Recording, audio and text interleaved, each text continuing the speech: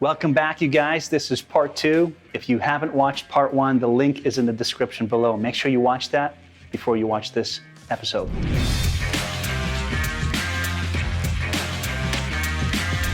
Out of 10 startups, typically 1 will hit a home run. 2 might return some investment dollars. 7 will fail.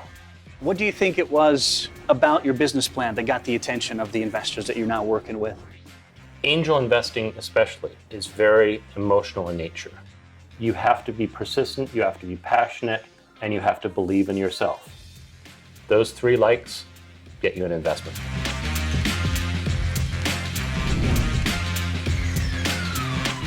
Building a startup is really taking a leap of faith. One example of that is our company started by focusing on wine grapes. We wanted to figure out how to help the vineyards make better grapes so they could make better wines. We had an article published by one of the local periodicals, GeekWire, okay, where they showcased our images. And there's a saying that when you do a startup, when you come into a new idea, then sometimes providence moves too. Okay? All things happen that you would never have expected. So one of the things that happened, which was really bizarre, is that the Comité del Kiwi, which is a kiwi growers community in Chile, actually read our Seattle article. Wow. Okay. Small world. And they read the article and said, right now we're using the technologies they're using to sort kiwis in the warehouses. Wouldn't it be cool if we could actually do that on the farm and turn the data on the farm into a way of preventing us from having to transport bad kiwis to the warehouse? Interesting. 3 weeks later, I was in Chile talking to them about using our technology to fly over kiwi crops. Those sort of things happen to entrepreneurs. Mm-hmm. New opportunities, new people come out of the woodwork, people that you would never have expected to come help you will come help you. And that's the most fun part of building a startup. I love the connections that we can make throughout the world. Yep. You know, think globally when you start a business, when you're looking at seed funding. This is pretty cool stuff.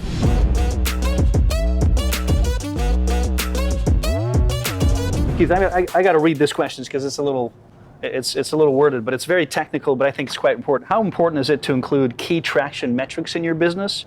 And how do you measure traction in a way that'll convince the investor to give you the money? Key traction metrics are designed to prove that you're doing what you were saying you were going to do. Okay. One metric might be sales, might be revenue, but another metric might be how much marketing have you done? How many website hits are you getting? How many investors are you talking with to try and raise the money you need to grow the company?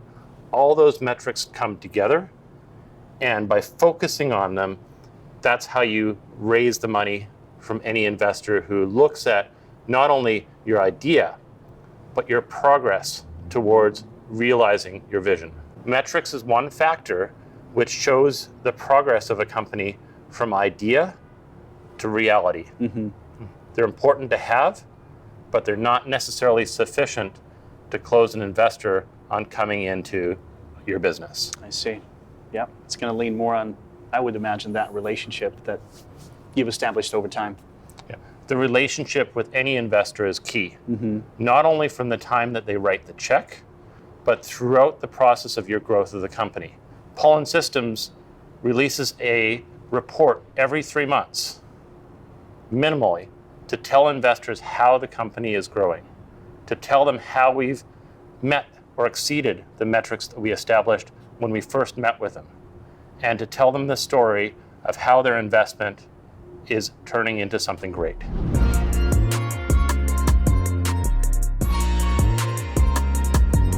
So I think an investor looks for 3 things in making an investment. One is, do they trust the jockey? The person who's running the company. Are they someone who they think is going to be successful? The second is the idea compelling? Do they feel comfortable that the company is solving the right problem? The third is, will the company return the investment? The trick is, Out of 10 startups, typically 1 will hit a home run. 2 might return some investment dollars. 7 will fail. Wow. So they need to balance which one is the best place for their money to be put. And it really comes down to those 3 things of you convincing them of those 3. Ultimately is what you're doing. Yeah. Because somebody else who's standing after you or before you is doing the same thing. Angel investing especially is very emotional in nature. People have to like you, they have to like the product, and they have to like the direction of the company. Those 3 likes get you an investment. Guys, with all that we've heard so far, we'd love to hear your comment and your feedback, whether it was about standing in front of angel investors, whether it was pitching to one individual. What was your experience like? What was your 60 seconds like? What did you say that really made an impact and capture the interest of that investor? We'd love to hear, so comment below. We'll get back to you. We'll share that with everybody else as well. And the other question that I had too is, Keith mentioned it in our first part here, that as an entrepreneur, you're getting into this world, but you're not realizing how many connections you're making, how he's here in Bellevue, and then some folks in Chile who are producing kiwis read his Seattle article and then connect, and then there's that relationship. I'd love to hear what your story is as far as when you got into this business world. What kind of relationships did you establish and how did they happen? I think that would be really cool and interesting to hear back from you guys.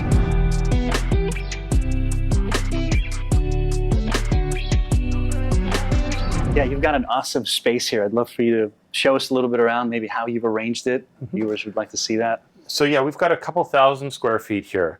It's designed to allow us to write software that analyzes the data and turns the farm data that we collect into actionable insight. And of course, the people who do that work have to stay appropriately motivated. So we've got the candy corner over here. Check this out, where guys. All this people can corn syrup come and over sugar.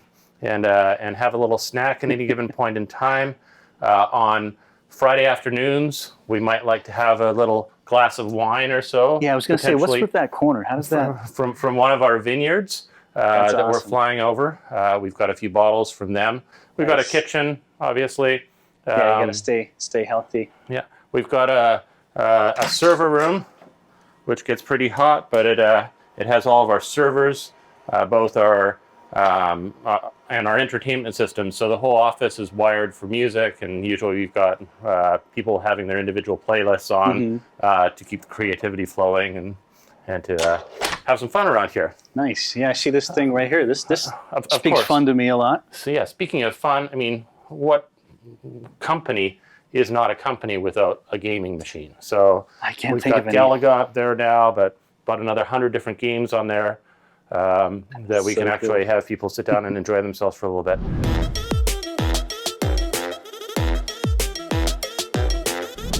Your pitch that won the I have a tough time saying this, the Geek Wire elevator pitch competition back in 19. I mean, that was awesome.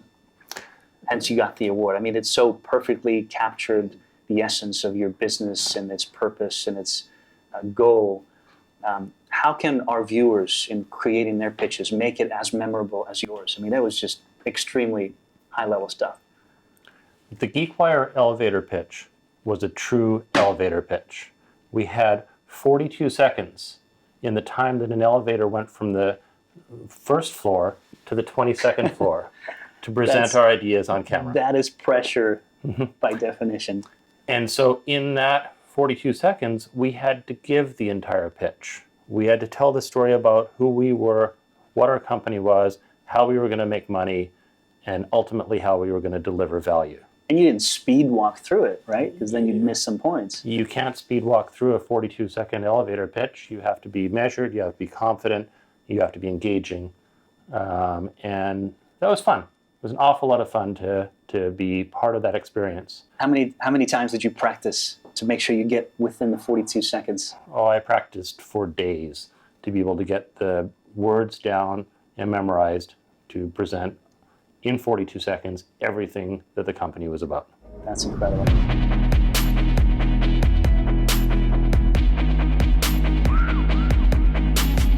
So the interesting thing is that the pitch is a summary of the business plan distilled into 10 minutes or less. That Almost makes sense. no investor reads the business plan at the point in time that they've made the decision to start talking with you. So the pitch gets the investor interested enough to open the business plan and to want to read it.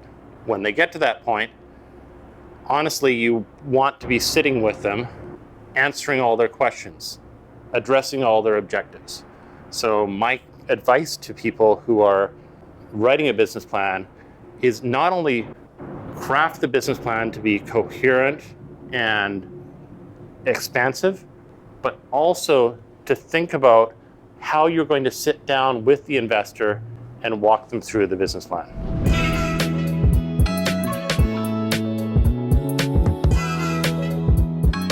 Why do you limit yourself to a certain number of crops only at the moment? So we have about 20 crops that we're flying over right now. We focus mostly on high value crops. I see. Okay. Areas, crops that have high margin. So is it Because if we can actually reduce the labor cost by 10%, or if we can improve the yield of the crop by 10%, that's a measurable impact on either the top line or the bottom line of the company. Can you give me an example of a high margin crop versus a low margin crop? Maybe a couple examples on one or the other. Yeah, so a low margin crop would be like wheat, corn, soybeans. Okay. You need lots and lots and lots of acres, and you make very, very little money off of each acre. Per acre, yeah. Okay. Very high value crops include wine grapes, hops, cannabis, believe it or not, kiwis, apples, cherries, okay. Peaches? Peaches, yes. Avocados. Anything that really, avocados. So all of those are examples of crops that we fly. The cheaper ones we typically don't because they're very big and there's not a lot of value that we can derive for them at this point in time anyway.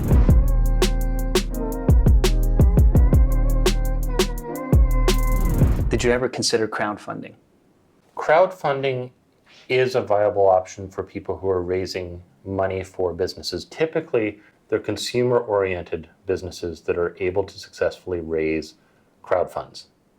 An enterprise business, someone going after the agricultural market, it's much less effective to raise crowd funds $10 or $100 or $1,000 at a time, as it is when you're going out to angel investors and asking them for a minimum $25,000 investment. Crowdfunding is almost like micropayments, okay? Right. Whereas angel investing is typically $25,000 minimum investment at a time. The other opportunity is venture capital. And venture capital is typically $1 million, $2 million, $5 million at a time. So it's really weighing the balance between are you going to do crowdfunding? Are you going to do angel investing? Are you going to go to the venture capital route? Depends on what you're trying to accomplish.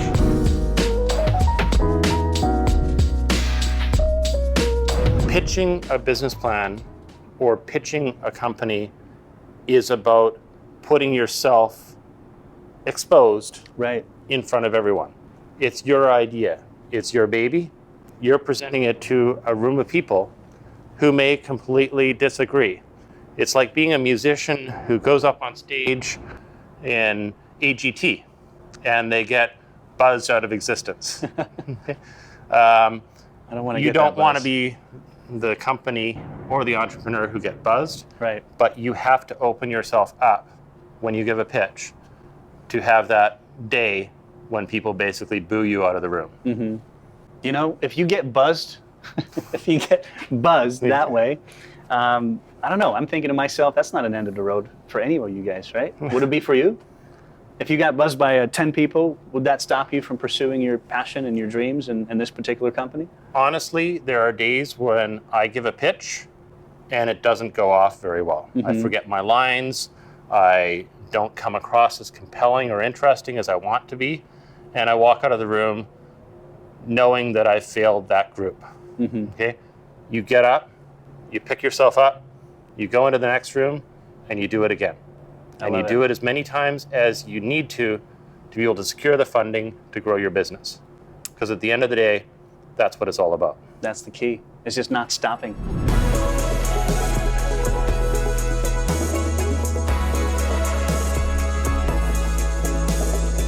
How do we negotiate with seed investors?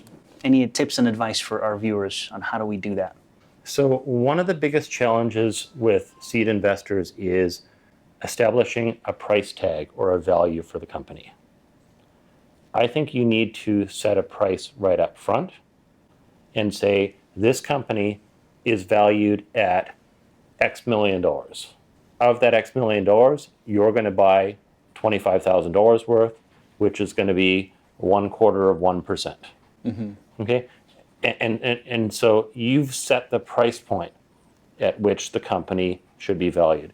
I think too many investors go into presenting to angel investors without being firm on their belief in what the value of the company is. So what an angel investor will do first is they'll say, nope, your price is too high. Hammer You you on shouldn't the be valuation. at a $6 million pre-money valuation. You should be at a $2 million pre-money valuation. They're sharks. Angel investors can be sharks, especially the more experienced ones. They will drop your price from a $6 million pre-money to a $3 million pre-money in a second.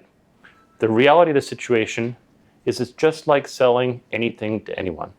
You set a price, you establish the value, and you stick to that value and don't change your tune.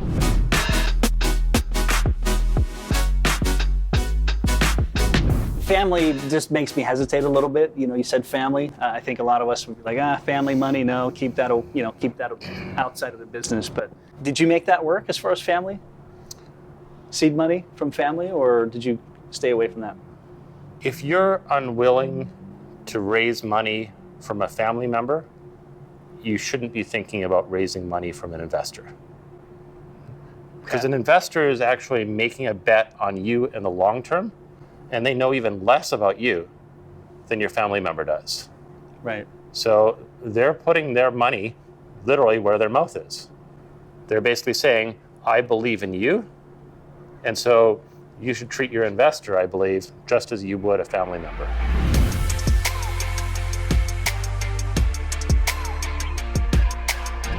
I tell people who are starting to build a company that there's one essential ingredient. Know what you want to do and just go do it. You have to be passionate about your idea. Yeah, I love that. You have to be excited about where you're going, and you have to believe in yourself. If you believe in yourself, you can do just about anything.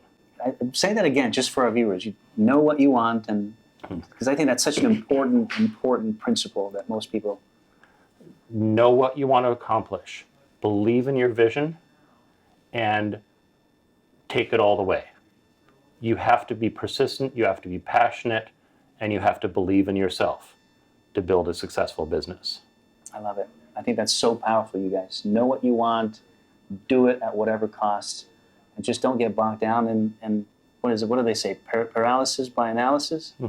You know, before you even take your first step, you're stuck thinking, trying to figure things out. Just go do it.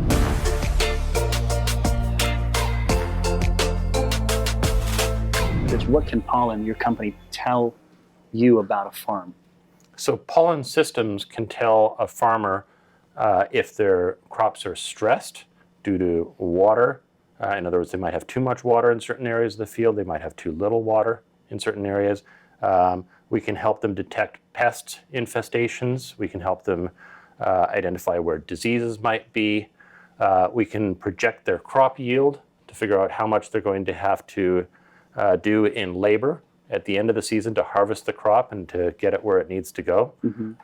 And we can show them their growth, the growth of the crop over the entire growing season, and compare that to past years so they can effectively manage the farm and make it more productive. I feel like you're doing a huge service to the farming industry. Why would, if this is even a rightly worded question, why would a farmer not sign up for your service other than cost?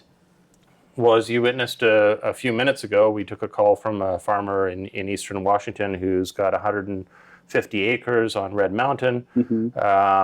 They agreed to do a flyover. Okay, and is that your initial step? That's my initial step. And then once you do that flyover, you convert that into a revenue generating opportunity by basically showing them the real data that we collect and impressing them on how we can make their yield better, impressing them on how we can reduce some of the pests, reduce some of the diseases, and help their farm out. Wow, amazing stuff. We really enjoyed interviewing you today. I think you've got an incredible story, and your business just really sets everything else apart. So Great. Thank you. Well, thank you for the time. Appreciate it. Pleasure's all mine.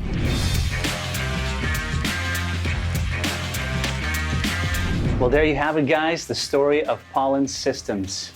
Keith McHale, he's the owner. What an incredible man to interview. I hope you guys took out as much as you could from these 2 episodes, that you've learned a lot, that you were encouraged. Again, get those ideas in your head, those entrepreneurial ideas out. Make them a reality. There's a way to do that. And I hope these 2 episodes will help you take that next step. And never, ever stop pursuing your dream. Ever. You can do it. And we're here to help you do that. If you haven't already subscribed to our channel, please do so. Hit that bell below so that you don't miss any videos from UpFlip. We're here to add value and help you guys succeed. Come back. We've got some awesome episodes coming up.